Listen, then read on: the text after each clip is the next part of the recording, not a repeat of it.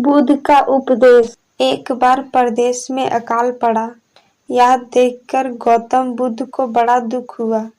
उन्होंने लोगों से कहा कि बहुत से लोग अन्न और वस्त्र के लिए तरस रहे हैं। उनकी सहायता करना हर मनुष्य का धर्म है। आप लोगों से जो कुछ बने वह दान करें। बुद्ध का उपदेश सुनकर सब लोग बिना दिए अपने अपने घर चले गए। एक गरीब व्यक्ति बैठा ही रहा।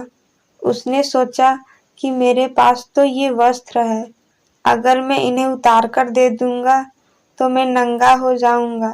उसने फिर से सोचा कि मनुष्य बिना वस्त्र के पैदा होता है और बिना वस्त्र के ही चला जाता है।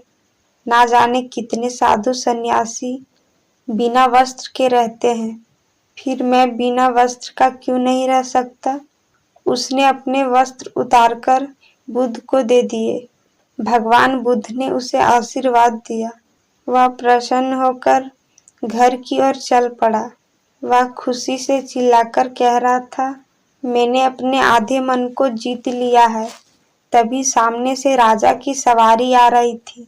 उस गरीब की बात सुनकर राजा ने उसे अपने पास बुलाया और पूछा कि तुमने आधे मन को कैसे जीता है।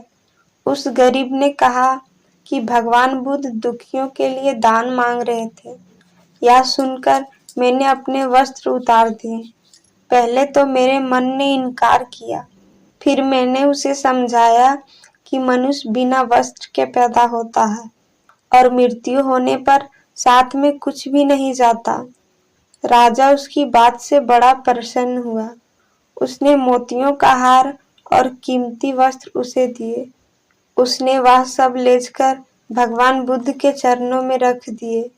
बुद्ध ने उसे हृदय से लगाते हुए कहा, जो दूसरों के लिए अपना सब कुछ दे देता है, उसकी बराबरी कोई नहीं कर सकता। दाता दाता चले गए, रह गए अब कंजूस। दान मान समझे नहीं लड़ने को तजबूत। भगवान बुद्ध ने बताया कि सही मार्ग ना तो भोग का है, ना कठिन साधना का। एक बार गौतम बुद्ध ने देखा कि सामने से भेड़ बकरियों का एक झुंड निकल रहा था। चरवाहा इस झुंड को कठिन से घेर रहा था। बुद्ध ने कहा, अरे क्या कठिनाई है। चरवाहे ने कहा, भगवान मेरे इस झुंड में एक लंगड़ा मेमना है। वह अन्य पशुओं के साथ कठिनाई से आगे बढ़ रहा है। बुद्ध ने प्रेम पूर्वक पूछा, इस भरी दोपहरी में इन भेड़ बकरियों को घेरकर तुम कहाँ ले जा रहे हो। चरवाहे ने उत्तर दिया, मुझे राजा की आज्ञा मिली है कि आज सायंकाल राजा यज्ञ करा रहे हैं। उसमें बलि के लिए 100 भेड़ बकरियों की आवश्यकता है, अतः इनको वहां पहुंचाने जा रहा हूँ। बुद्ध ने कहा, चलो मैं भी तुम्हारे साथ चलता हूँ। उन्होंने लंगड़े मेमने को कंधे पर बिठा लिया और दोनों साथ साथ चल पड़े।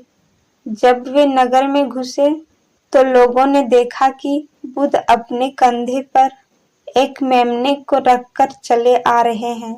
कुछ लोग उन्हें जानते थे और कुछ नहीं भी जानते थे, पर उनके बारे में सुन रखा था।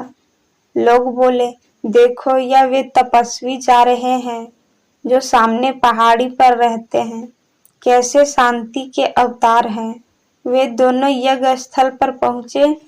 राज सेवकों ने भेड़ बकरियों को गिना, पर जैसे ही वध स्थल पर नियुक्त व्यक्ति पशु की गर्दन काटने को उद्यत हुआ, बुद्ध ने कहा, राजन, वधकर्ता को खड़क मत चलाने दो, पहले वह मेरी गर्दन पर खड़क चलाए। हे राजन, पशुओं को छोड़ दो। वह राजा भगवान बुद्ध के आगे नतमस्तक हो गया। उसने बलि के लिए मंगवाए सभी पशुओं को छोड़ दिया और इस प्रकार उस राज्य से हिंसा का हमेशा हमेशा के लिए नामो निशान मिट गया।